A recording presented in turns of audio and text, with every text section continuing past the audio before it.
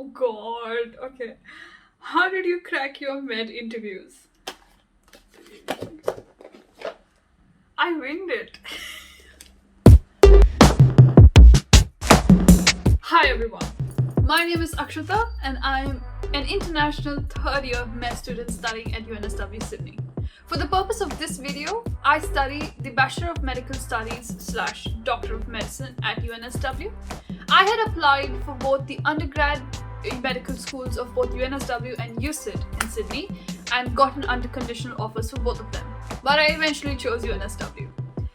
Today's tool of the inventory is going to focus on what I did in those interviews to be able to get the unconditional offers from every school I applied to. Most of the time, students fall into two categories. Prep until you can kill with your words, or wing it and see what happens. I was always of the opinion that the more you prepare, the more scripted you become, the more artificial you come across. So this video is going to give you a little bit of an unconventional look at how you could get ready for interviews.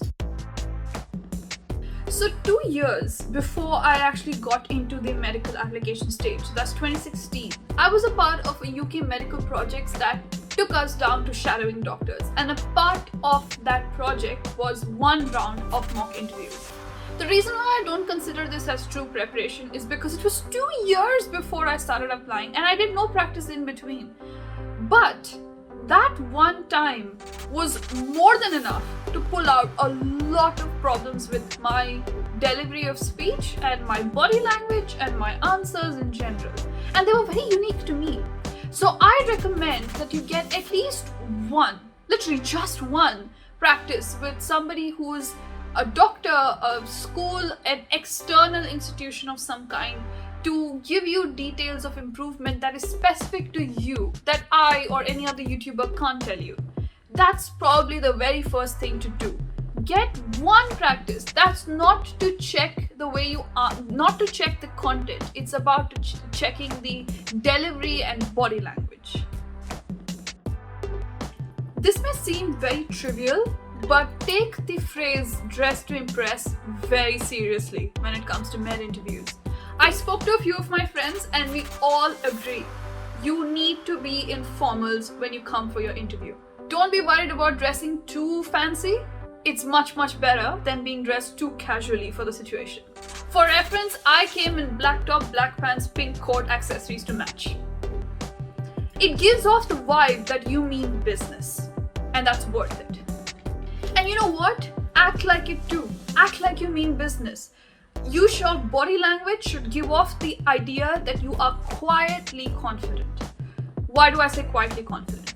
Well, every single interviewer knows that at least a small fraction of you is nervous. It's natural, so don't try to hide it.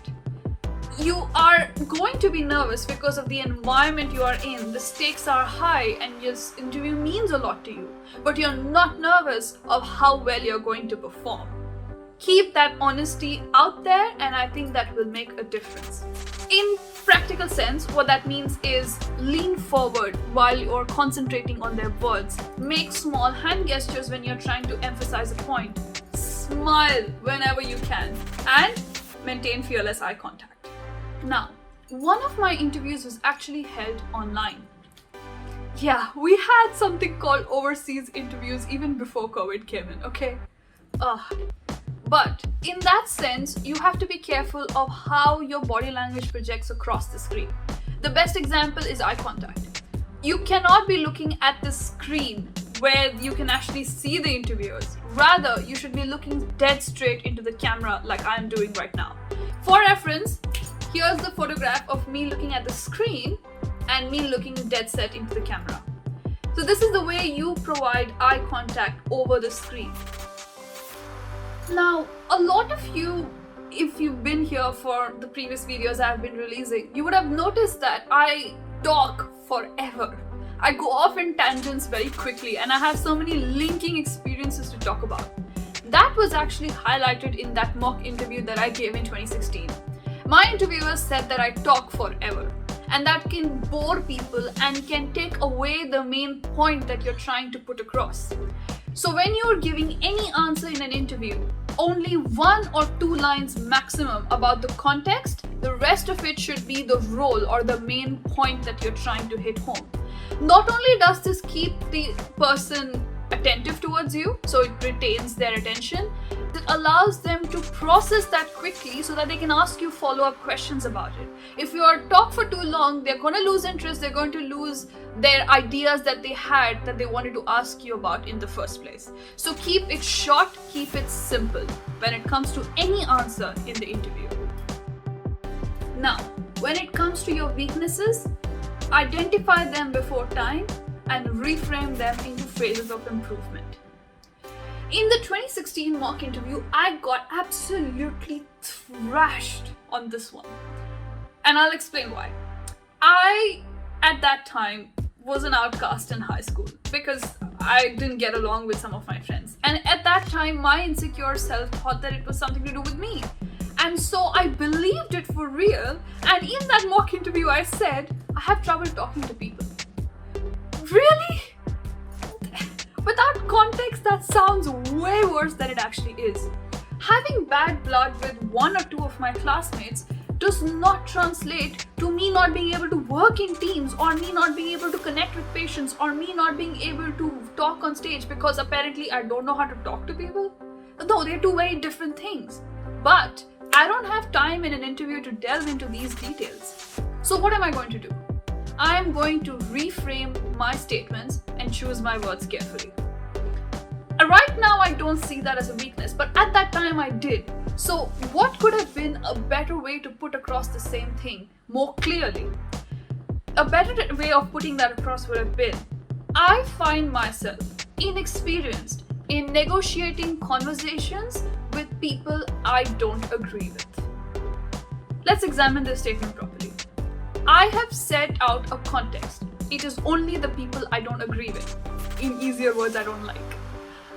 I have set a space for improvement, because when I use the word inexperienced, it means that with experience, I know I can get to a point where I know how to handle these conversations. And so I have put across my so-called weakness as just something I'm going to improve on, and I understand where it is coming from. The last and the most important thing, get comfortable with saying, I don't know. Now, I have talked about this in one of my previous videos. I'll link that up somewhere. I don't know, I've not done this before. I'll link that up somewhere to let you know where I've expanded on it. So I won't talk about it much here. But so many times in interviews, questions are not always meant to be answered. Sometimes they put forward questions that are just meant to make you squirm, and the interviewer is trying to see what you do differently when you don't know the best or the right answer to anything. And so it's not your job to decode what the interviewer wants to hear. If you don't know something, you straight up say that you don't know. Why is this important? It's actually a skill that you have to learn as a clinician, because a lot of times in med school or in medicine, you don't know what's causing a particular presentation in somebody. So you have to get used to saying, I don't know, to the patient or the patient's family, and then take them through with what you are going to do to find out. Get used to saying, I don't know. It's fine. If you're watching in this far into this weirdly unconventional video, thank you so much for being here. It means the world to me. But if you found anything of value in this video, please consider liking it, share it, comment down below. Let me know if this works for you, or if you are somebody who loves preparing and why these kind of thought processes are not ideal. I want to know everything. If there's anything you want me to expand on, anything you want more examples for, let me know. I shall get to it as soon as I can. And if you found anything of value, please consider subscribing and making this inventory your own. But until next Friday, see you.